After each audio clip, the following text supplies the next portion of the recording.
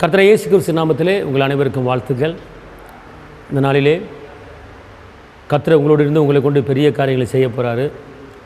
நெருக்கத்துக்கு பதிலாக பெருக்கமும், துக்கத்துக்கு பதிலாக சந்தோஷத்தும், விளைவினத்துக்கு பதிலாக சுகத்தையும் கொடுக்க போகிறாரு.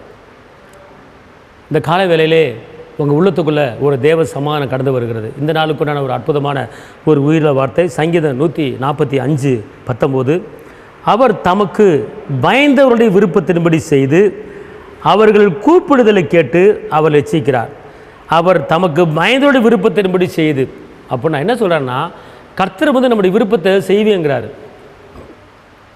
யாருக்கு செய்வேன், யாருக்கு பதில் கொடுப்பேன் அப்படின்னு கேட்குறாரு.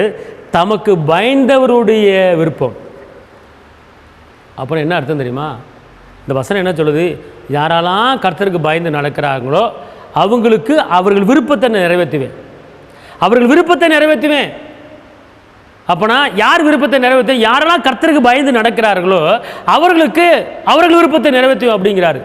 அப்போனா இன்றைக்கி இந்த வார்த்தையை கேட்டுக்கொண்டிருக்கிற சகோதரா சகோதரியே, கர்த்தருக்கு பயந்து நீங்கள் நடக்கிறீங்களா? நீங்கள் எத்தனையோ காரியத்தை ஏசப்பட்டு நீங்கள் கேட்டிருக்கிறீங்க, எத்தனையோ காரியத்தை ஏசப்பட்டு நீங்கள் விண்ணப்பம் வச்சுருக்கிறீங்க. ஆனால் அது உங்களுக்கு வராமல் இருக்கலாம், கிடைக்காமல் இருக்கலாம். ஆனால் அவர் என்ன சொல்கிறாரு?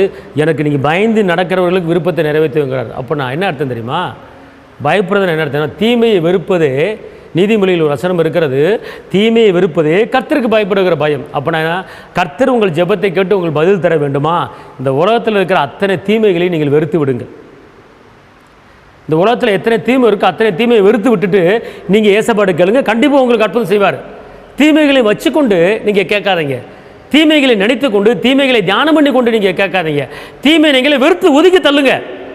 முறுமுறுப்பு தீமை ஒதுக்கி தள்ளுங்க, சண்டை தீமை ஒதுக்கி தள்ளுங்க, பிரச்சனை கவலை ஒதுக்கி தள்ளுங்க, அடுத்தவனை பற்றி குறை சொல்கிறது, அடுத்த வீட்டை பற்றி முறுமுறுக்கிறது, இதெல்லாம் தீமை பார்த்துக்கொள்ளுங்க. பொய் சொல்கிறது தீமை, கசப்பை உள்ளத்தில் வச்சுக்கிற தீமை, இதெல்லாம் உள்ளத்தில் வச்சுக்காதீங்க. இதெல்லாம் எடுத்து போட்டுட்டு, இதெல்லாம் வெறுத்து விட்டுட்டு ஏசப்பாட்டை நீங்கள் கேட்டு பாருங்கள். கண்டிப்பான முறையில் உங்கள் ஜெபத்தை கேட்டு உங்களை ரசித்து உங்களை அற்புதம் நடத்துவார். கர்த்தர் பெரிய காரியங்களை செய்வார். இன்றைக்கி கர்த்தர் உங்களுக்கு சொல்கிறது, எல்லா தீமைகளையும் வெறுத்து விடுங்கள், நன்மையை பற்றி கொள்ளுங்கள், அற்புதங்களை பற்றி கொள்ளுங்கள்.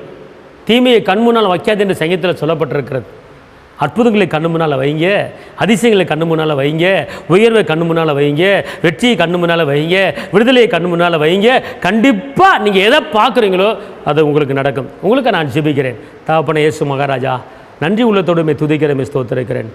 கரம்பிடித்த நாயகரே, கைவிடாத கண்மலையே, கைவிடாத மீட்பரே, அப்பா உங்களை நாங்கள் போற்றுகிறோம், வாழ்த்துகிறோம், வணங்குகிறோம். இந்த நாளிலே இந்த மகிமையின் கரம் கூட இருக்கட்டும், அற்புதக்கரம் கூட இருக்கட்டும், அதிசயக்கரம் கூட இருக்கட்டும், தேவசமான கூட இருக்கட்டும்.